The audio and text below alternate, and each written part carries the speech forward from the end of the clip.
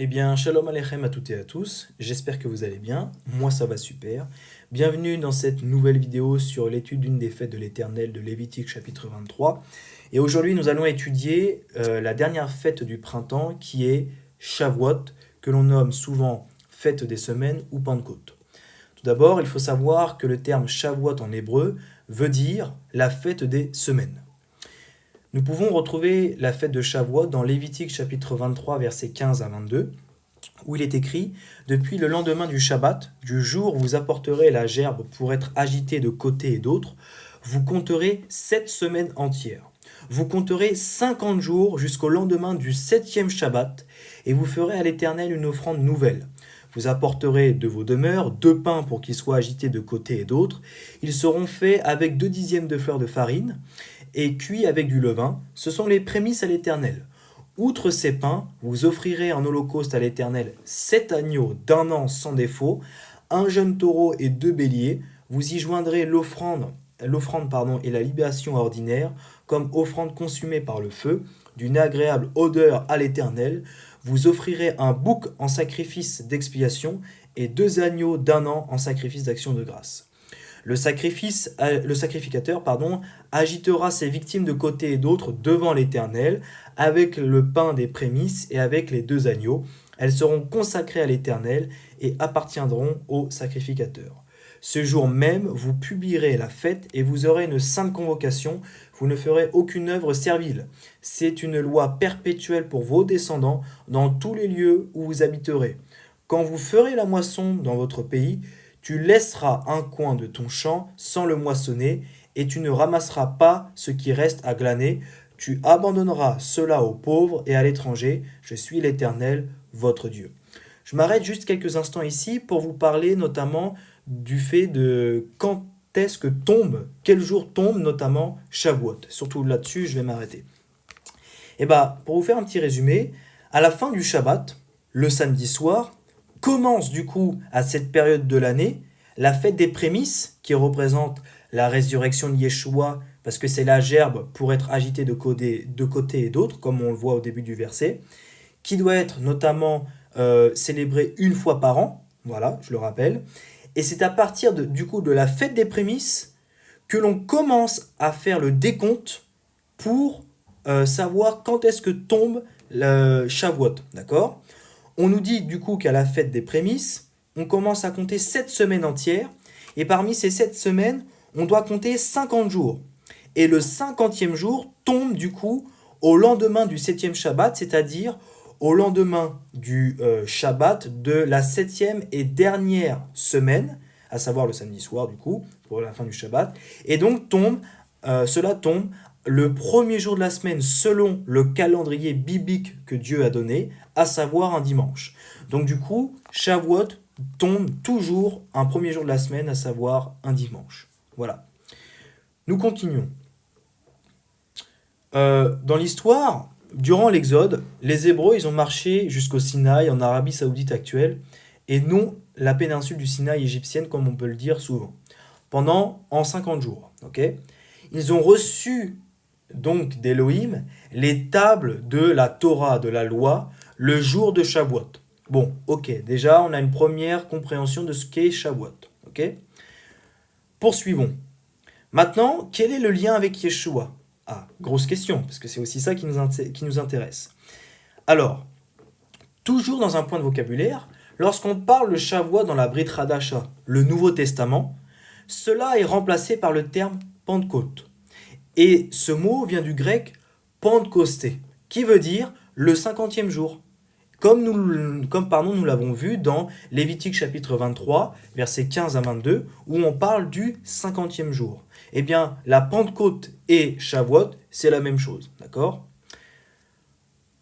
Ensuite, le lien avec Yeshua, c'est que lorsque Yeshua est ressuscité et se dévoile à ses talmidim, ses disciples en hébreu, il reste 40 jours avec ces derniers et leur donne l'ordre de rester à Jérusalem pour recevoir le consolateur, d'accord, qui n'est rien d'autre que l'Esprit Saint. Voilà. Afin d'être des témoins et faire des nations et des juifs, des talmidim, donc des disciples en hébreu, en leur enseignant ce qu'ils avaient appris de Yeshua Et tout ça partout dans le monde, notamment dans Actes chapitre 1 et 2. Ok? Quand dans Acte 2, les Talmidim reçoivent la roi HaKodesh, l'Esprit Saint, ils sont à Jérusalem et de nombreux juifs des nations sont là pour la fête. Et cette fête n'est rien d'autre que celle de Shavuot. On commence à voir un parallèle, un effet de miroir entre Shavuot et la Pentecôte. Ok? Poursuivons. Maintenant, parlons de la réception de l'Esprit Saint. Dans Exode chapitre 19 et 20, on remarque une description glorieuse, majestueuse, impressionnante et voire même terrifiante lorsque Dieu apparaît le 3e jour sur la montagne pour donner les 10 commandements, les 10 paroles. Tout ceci ressemble étrangement à Actes chapitre 1 et 2. Pourquoi? Car les disciples vont recevoir une force, une puissance qui est le Saint-Esprit, la roi HaKodesh. La description de la réception de l'Esprit Saint correspond clairement à la description du Sinaï lorsqu'Élohim a donné les 10 commandements à Moshe, d'accord?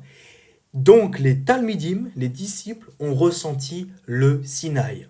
Il y a vraiment un effet de miroir, il y a vraiment une ressemblance entre Moshe qui reçoit les 10 paroles et les Talmidim qui reçoivent la roi HaKodesh, l'Esprit Saint. Ok? Continuons.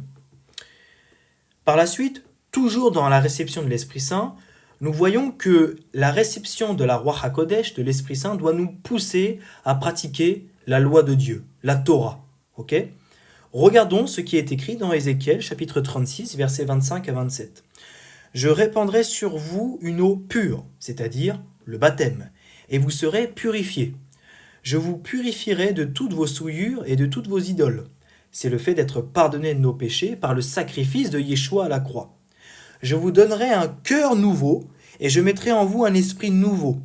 J'ôterai de votre corps le cœur de pierre, et je vous donnerai un cœur de chair.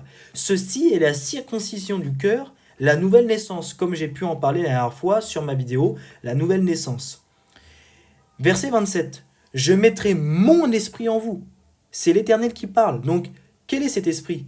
C'est le Saint-Esprit, la roi HaKodesh. Et je ferai en sorte que vous suiviez mes ordonnances et que vous observiez et pratiquiez mes lois. C'est uniquement les commandements de la Torah. Et Yeshua dira, si vous m'aimez, gardez mes commandements. Et il s'agisse de ceux de la Torah, car Yeshua c'est la Torah incarnée. Voilà. Donc, si l'Esprit Saint annonce de faire quelque chose que la Bible appelle péché ou abomination, alors ce n'est pas l'Esprit Saint qui parle, mais celui de l'ennemi. Poursuivons. Donc, la question maintenant qu'on peut se poser, c'est comment célébrer Shavuot ou la Pentecôte? Tout d'abord, on peut éventuellement prendre 2 pains de Shabbat, que vous pouvez voir en haut à gauche, qui représentent les 2 tables de la loi données à Moïse. Okay? Par la suite, c'est comme un Shabbat. On ne doit pas travailler, c'est un jour chômé, on se repose. Dans un 3e temps, l'ordre est de prendre soin de ceux qui n'ont rien et de partager avec eux, et notamment l'évangélisation. Ok?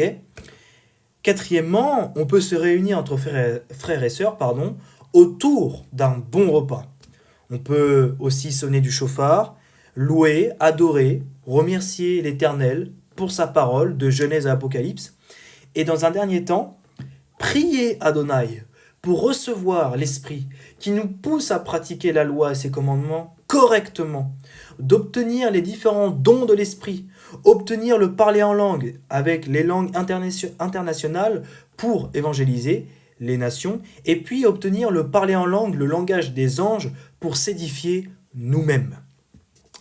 Enfin, voici tous les passages bibliques que j'ai pu relever, chercher, qui parlent notamment de Shavuot. Je les mettrai en commentaire ou plutôt en description de la vidéo. Merci à tous de m'avoir écouté. C'était Gigi le disciple et on se retrouve pour de prochaines vidéos. Shalom à tous.